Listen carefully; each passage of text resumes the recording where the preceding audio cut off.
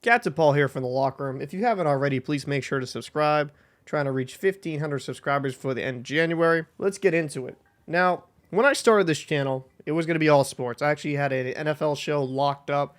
Same with an NBA, and that just fell through the wire because unfortunately people aren't about that grind. So it really just came down to me producing this, and hockey is my favorite sport of all time. And I love watching all these hockey games, so I stuck with a sport in which I feel the most comfortable with. But I do also partake in other sports like football, baseball, basketball. Heck, if it's on TV and it's a good game, I'm going to watch it.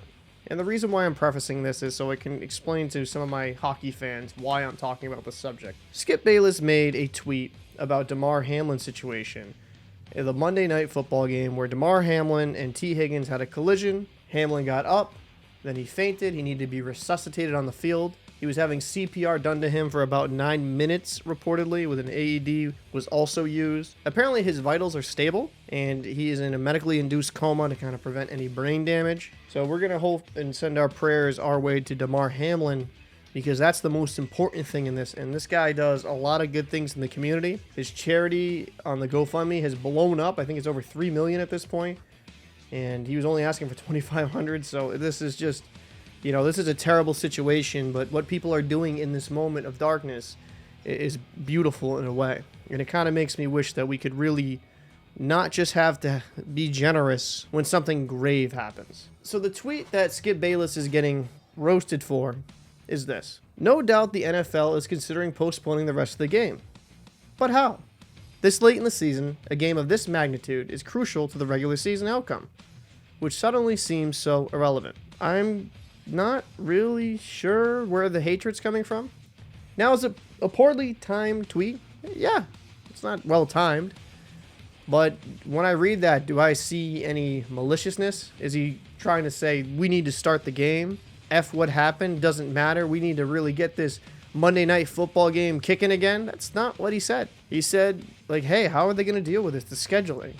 But all of that just seems so irrelevant because Hamlin's fighting for his life. So this is all meaningless. And the tweet prior with Skip Bayless, and this is the funniest part about all this outrage, not exactly sure what happened to Damar Hamlin. Players on both teams are shaken. Ambulance out on the field. CPR administered. Can't remember play being stopped for this length of time. Just said a prayer for him and his family. Where is that so mean-spirited? A hateful human being. I've seen a lot of really, I would say, flavorful takes on Skip Bayless. But to say that tweet is evil and to say that he is a monster is very, very foolish. Was it maybe ill-advised to tweet that? Yes, because people are very emotional at the time. And when people are emotional, they're not thinking with their rational brain. Hamlin's health comes first and foremost. But people are blowing this completely out of proportion. Skip and Shannon, the show in which they have on FS1, it's been contentious on there, especially after debate with Tom Brady, where Skip kind of crossed the line saying that he was nowhere near as good, speaking of Shannon, nowhere near as good as Tom Brady, and he's just jealous of him. And then Shannon felt extremely disrespected because he's a Hall of Famer. And I will say this, I believe with Shannon, he is a pro athlete. You can't disrespect a Hall of Fame legend. I mean, if Shannon played in today's era, he would be getting monster yards, and that's just the truth. But let's be very clear here. This is definitely some tension in the back end, but I think this is more of a straw breaking the camel's back situation. There's probably been some ongoing tension between them two, and hopefully they can patch it up, but at the end of the day, they're grown men, and how they're going to deal with it is how they're going to deal with it. But what I really want to talk about is how I feel this is just being completely blown out of proportion. People are being ridiculous. I've seen some asinine takes that Skip Bayless is some racist, which doesn't really make sense because when he brought Stephen A. Smith on board with First Take, he launched his career. He helped him launch his career because Stephen A. Smith wasn't looked favorably at that time. I think people forget that. And Skip gave him a shot no one else would. And Stephen A. Smith is one of the biggest voices in media, and he's a millionaire. That dude has done amazing. And I would say the same for Shannon Sharpe. Shannon is very beloved now, but let's also not forget, Some executives weren't looking at him favorably, but Skip Bayless vouched for him and said he wanted Shannon Sharpe as his co-host.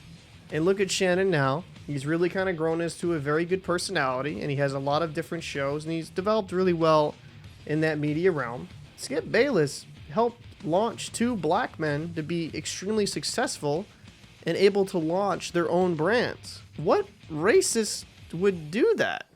That doesn't really make a lick of sense. I felt like having this conversation because I just think some of the backlash is getting to a point of ridiculousness where people are just going to say the worst things. And unfortunately, in this day and age, everyone goes to the worst terms, and I feel like it takes the power out of those words, the impact, where it's just not as damning as it was before, because if you call everyone a racist, that word loses its power. I'd be interested to know your thoughts. What did you think of that tweet? Did you think it was really that bad? Do you think that Skip should take it down, or do you think it was just misconstrued? I'd be interested to have a dialogue down below. Please stay respectful. I'm Captain Paul for the Locker Room, and I will see you in the next video.